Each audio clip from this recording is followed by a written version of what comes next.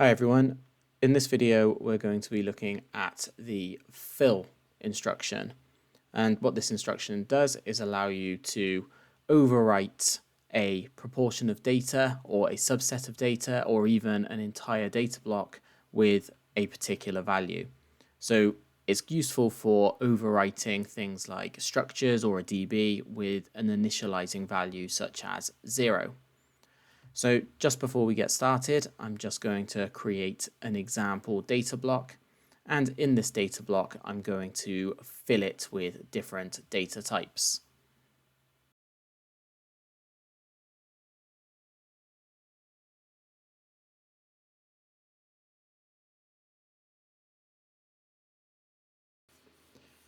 And now I'm just going to give some start values, and this will mean that we're able to reload our start values back into the system nice and easily so that we don't have to write any logic to showcase this example.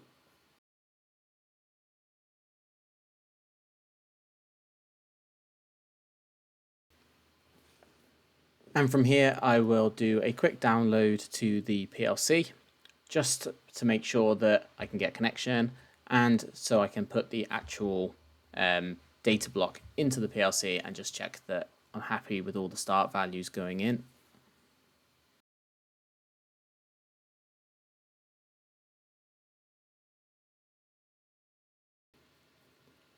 And with that downloaded, I will now just have a look online just to make sure that the PLC is processing these, just because it's just something that I like to check before doing examples like this. And now I can move on to actually doing the logic. So there's not really much to this. I'm going to put a button or a bit that I can toggle, which allows me to start the fill command off. And I'm just creating a data block for control to put that in, because it's easier to work with that than it is to create flags and tags and things like that in the main OB block. I always prefer to work in data blocks. And then here I'm using fill.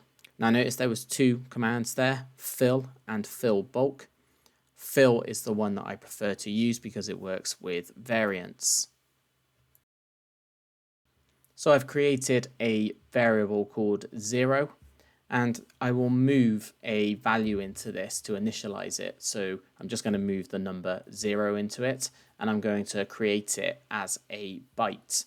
You could create this as anything that you want, anything that's in this list, but a byte is the smallest that we can create. We could do it with a Boolean, I think, but I used a byte to showcase something later on what happens if you try to write to something that is smaller than the unit you're using, so, or the data type you're using. So it makes more sense to use something like a byte. I've created the return value because I need to create a return value.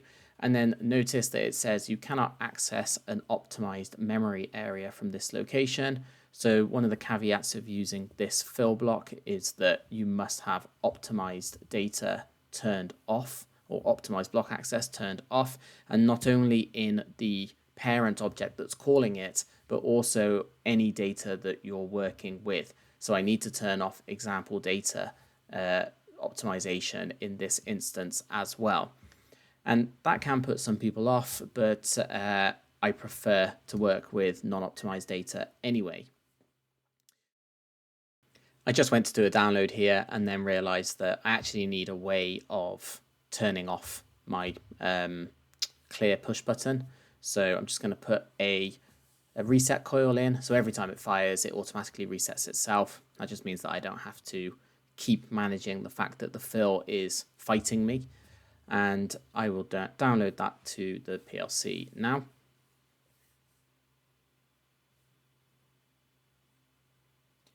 And then we're in a position to go ahead and test this. So this will showcase how the fill feature actually works, or the fill function rather actually works. Let me just sort my windows out so I can actually see everything that I want to see. I'm sure anybody else who uses TIA Portal all the time understands the pain of real estate and trying to find ways of fitting everything on the screen that you need to monitor at the same time. So we can see now that I have data in the monitored value on the right hand side. And if I modify this to a 1, everything changes to false and zeros. And that's because we have the 0 in the move command moving to the variable called 0, and then that's being filled into the example data. I've now just reloaded the start values as actual values, and if I do it again, we see that everything goes to 0. So it doesn't have to be a 0 that you pass. You could also pass a 1, for example, and what we should see is that everything becomes true, a byte of value of 1, and we'll also get some different scenarios with the numerics as well. So we've got true in B1, but not in any of the other Booleans, and all of the bytes went to 1, and the integers went to 257, and the reals are reading sort of rubbish, basically, because we didn't pass them a floating point. So the interesting thing that's happened here is we're moving a byte, and what's happened is the fill command has only put the first bool to true. It hasn't flushed it through the entire byte. And that's because we are only setting the first bit in the byte anyway. So it's actually done what it's supposed to do, which is a byte with only one bit turned on. So that's what we're seeing. So you do need to be careful if you try to part way go through the data type that you're using. So remember, we're using a byte. I've just set that back to 0, but now I'm setting it to start at B4, which is part way through a byte. And you might think that that will work and it will only set the bits at B4 and behind, so B4, 5, 6, 7, and leave everything in front. But actually what happens is you end up with an error. So if we now fire the clear push button, we end up with an error. And if I just change that to hexadecimal format so we can actually get the error number, we can see that it's error 8352. So let's go and have a look at the help as to what that actually says. And 8352 basically says that the data type is not supported at the BLK parameter or block parameter. And that's because we're part way through a byte. We need to make sure that we start at a correct offset of where a byte begins. So let's change that to B1 again and try to do it again, because that should fit the rule. And let me just reset that because the ENO didn't fire, and we'll send a true again. And we get the same again.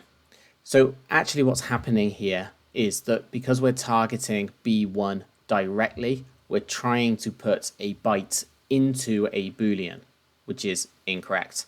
You can't fit a byte into a Boolean. So if we try and put it to a byte directly, we should see that this goes through okay, which it does. And that's because we are matching the correct data type with our expected end target area or the block area. So we're moving byte 0 into byte 1. And we can also work with structures. Now, this is where things could be a little bit confusing if you don't understand how structs work. But effectively, structs will guarantee that you have a correct byte offset all the time. So we have a bunch of Booleans inside a struct called bool. And if I fire that, modify to 1, we can see that they all went to false. But if you look at the address offsets, you'll notice that 27 is missing. And that's because the system is ensuring that the correct offsets are used to make sure that things like, or operations like this, will be successful. And it's irrelevant what's inside the struct because the memory will always be handled correctly. So now let's do an example of going right the way up to the top struct, because this is the topmost struct. We've got structs inside structs, and that should clear everything, which it does. So this is quite a powerful way of using the fill command to reinitialize data. And I'm just showing an example here that even if you have Booleans that don't add up to a byte, I mean, the other ones didn't either because it was 1 to 7. We should have had 0 to 7 to make up a full byte. But it doesn't matter on what you have inside your struct. You could have mixed variables inside your struct as well, and it will still work correctly. Notice that the byte offset has still been preserved, even though I've made that shorter. So it was 26 to 28 before I deleted some Booleans. And we'll fire that again and see that everything clears. And that's pretty much it for how the fill block works. A couple of use cases would be initializing data, clearing things like test sequence results, and sequence management. Those are where it comes in really, really useful.